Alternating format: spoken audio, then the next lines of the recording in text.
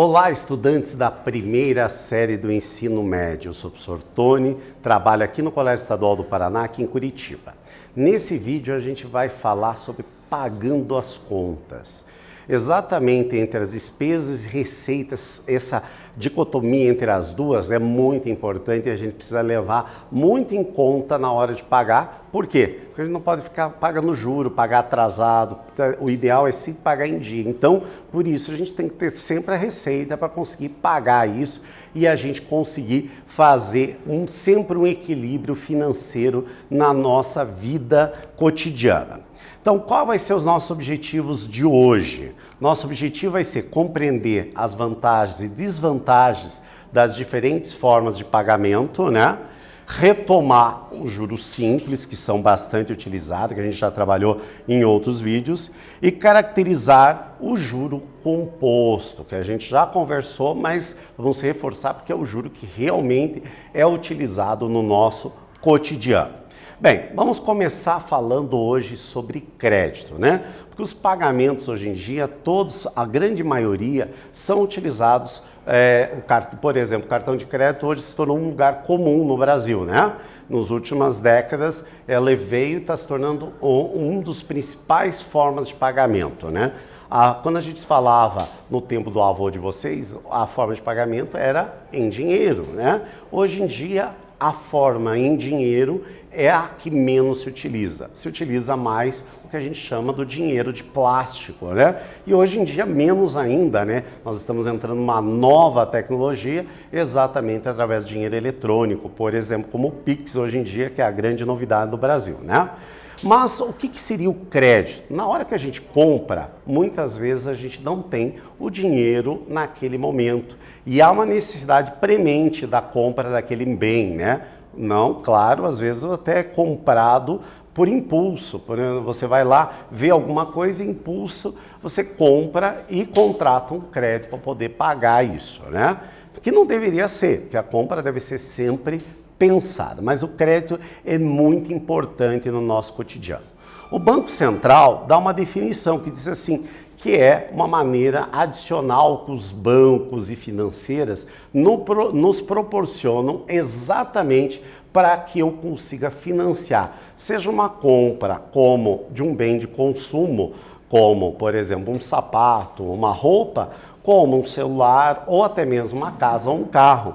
Então é uma fonte complementar que seja feita, mas para isso temos que tomar cuidado porque todos esses empréstimos, financiamentos, esses créditos são cobrados taxas e juros sobre a utilização desses bens. Vamos ver a seguinte situação que nós temos aqui. O pai de Luiz percebeu que uma das paredes da casa estava mofada. Um vizinho que é pintor, examinou a parede e percebeu que havia canos com vazamento. Um problema que precisava de uma solução imediata ou só iria piorar.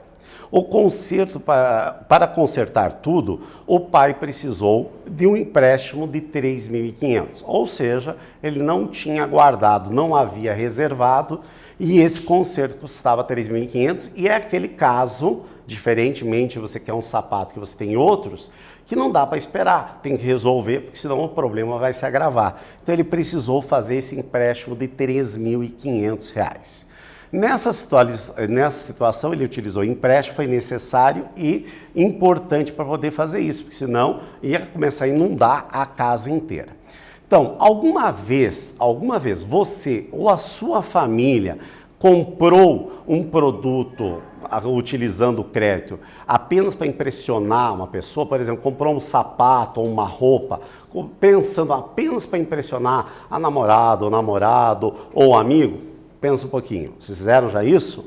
Você já comprou algum produto e depois de assistir alguma propaganda sobre ele, ou alguém falar bem sobre esse produto, você já comprou um produto, viu na televisão lá e cobrou esse daqui? Em sua opinião, comprar um tênis parcelado e pagar em tantas vezes com juro é uma opção viável, gente? Isso deve acontecer ou não deve? Vou dar um tempinho para vocês pensarem a respeito disso e já voltamos a discutir exatamente sobre esses créditos, sobre impulso.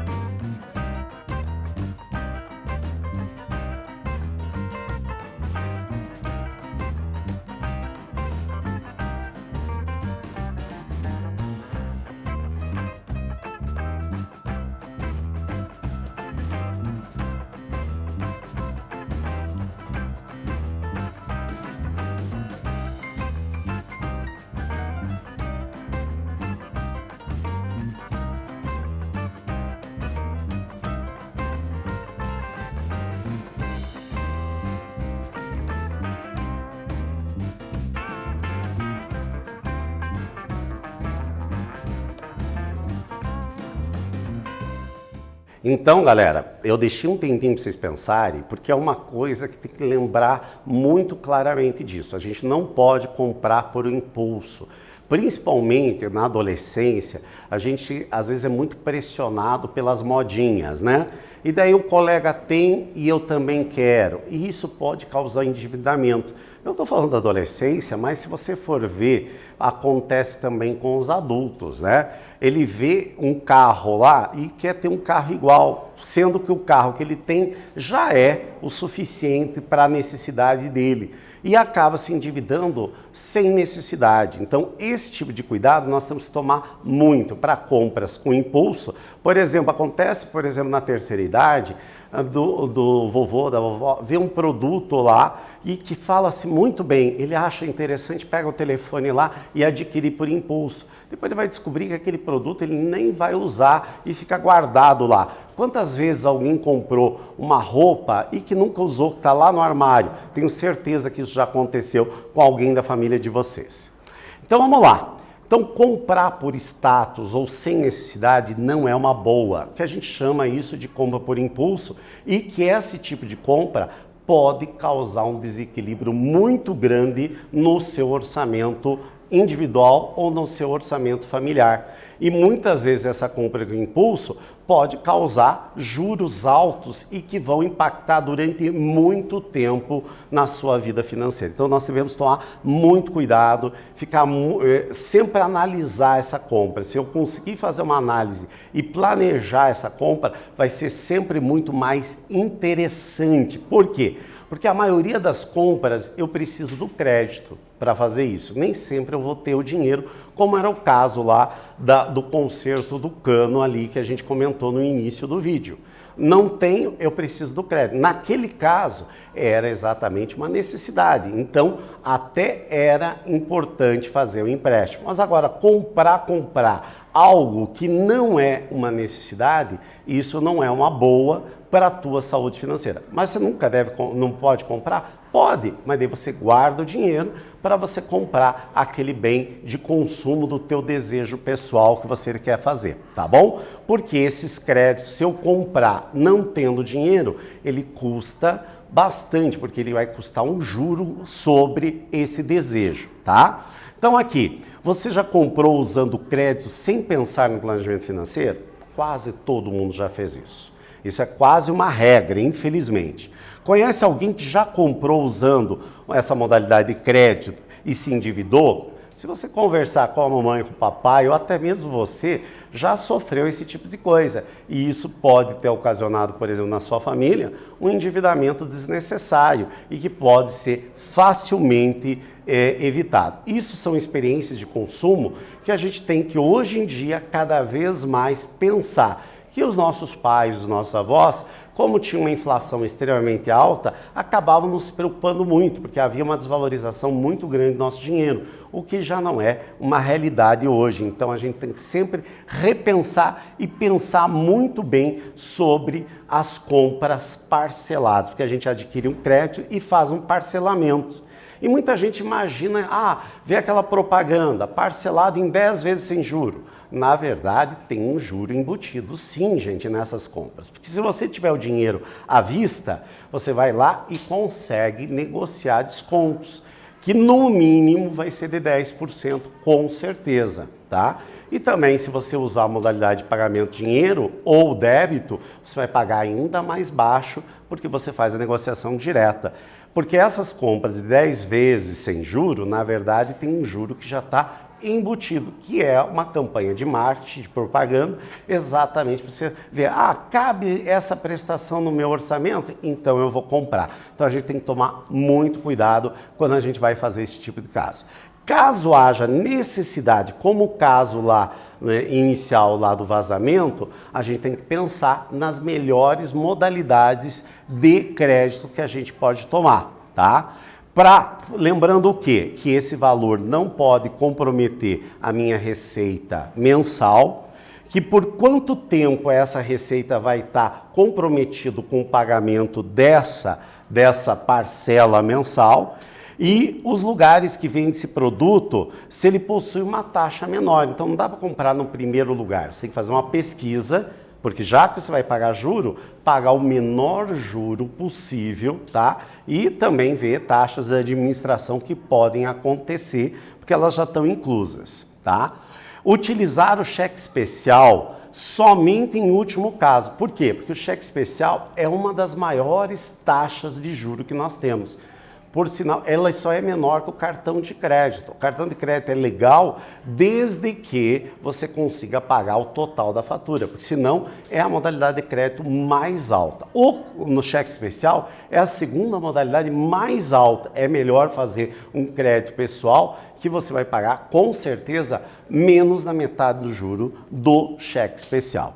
Hoje em dia, esse cheque especial até está limitado o valor de juro, mas ainda é um juro extremamente grande. Então a gente precisa mapear qual é os lugares onde a gente vai ter menor taxa de juro. Por exemplo, Roberto sempre sonhou em ter uma casa própria, ter a sua casa própria, mas mora de aluguel há muitos anos. O proprietário do imóvel em que o Roberto reside vai aumentar o valor do aluguel. Para sair dessa situação, Roberto refletiu e verificou a possibilidade de realizar um empréstimo bancário para finalmente comprar a casa própria. Então ele está usando uma estratégia, ele já está pagando o aluguel, ele quer sair do aluguel, trocar o aluguel por uma prestação. Talvez seja uma boa solução, a gente tem que sempre fazer uma análise. No caso do Roberto, é uma situação que foi necessário utilizar o crédito, porque ele não tinha o dinheiro para comprar essa casa à vista. Dificilmente ele conseguia continuar pagando o aluguel e juntar o dinheiro necessário para comprar esse imóvel à vista, como a maioria dos brasileiros. Então, você tem que pesar os prós e os contras para ver se é o momento de adquirir a casa ou não. Porque esse parcelamento não é para 5 meses, pode ser para 5 anos, 10 anos, 20, 25, 30 ou até 35 anos esse financiamento. Então tem que tomar muito cuidado na hora de se pensar. Os juros nas compras parceladas, eu disse, ele já está incluído, então a gente tem que tomar muito cuidado e ver qual é a taxa. Não ter vergonha de perguntar qual é a taxa. A taxa de juros, o valor que a gente poder calcular os juros, a gente já conhece, que é juro é igual a capital, a taxa e o tempo. Lembrando, a taxa tem que estar em decimal, ou seja, dividido por 100, e o tempo tem que estar combinando com a taxa. Se a taxa estiver em meses, o tempo também tem que estar em meses. E o montante, o que é o montante? A soma do capital mais o juro. Tranquilo? Mas o tipo de juro que realmente se utiliza no mercado financeiro é o juro composto, que a gente calcula como? O montante, que é a soma do capital mais a taxa, mais o juro, é igual ao capital inicial, que multiplica 1 mais a taxa elevado ao tempo. Ou seja, o juro composto é aquele juro sobre juro. No segundo mês já está rendendo juros sobre o juro inicial do primeiro mês e assim sucessivamente, a gente chama de juro capitalizado. A taxa aqui também tem que estar em decimal e a taxa e o tempo tem que estar combinando. Se tiver em meses, o tempo tem que estar em meses. Se a taxa estiver em ano, o tempo também tem que estar em anos. Agora vou deixar um exercício para vocês resolverem. Ó. Observe e resolva a seguinte situação do pai do Luiz, aquele problema lá inicial, exposta no início do nosso vídeo, utilizando a forma de juro composto. Ele contratou um empréstimo de R$ 3.500 a uma taxa de 4% ao mês para ser pago numa parcela única no prazo de 5 meses. Quantos reais o pai de Luiz vai pagar por esse empréstimo? Vou dar um tempinho para vocês resolverem, aplicando a forma do juro composto e já voltamos a conferir.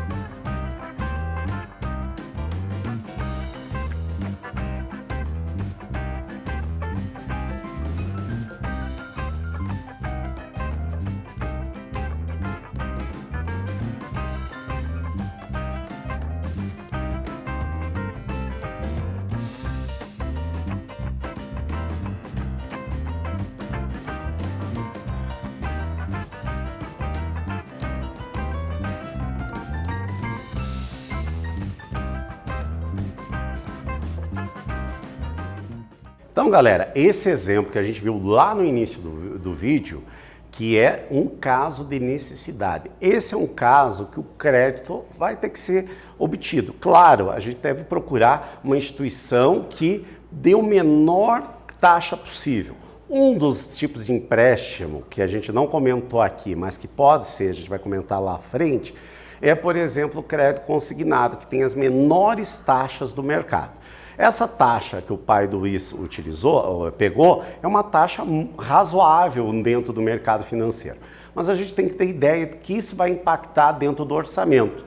O pai fez as continhas ali e viu que ele pagando uma parcela única depois de 5 meses seria mais interessante. Mas ela poderia ser abatida mês a mês, o empréstimo. É um outro tipo de modalidade. Então vamos dar uma olhadinha aqui. Então nós temos que a taxa, que a capital inicial é de 3.500, temos a taxa que é 4 meses e temos o tempo que é 5.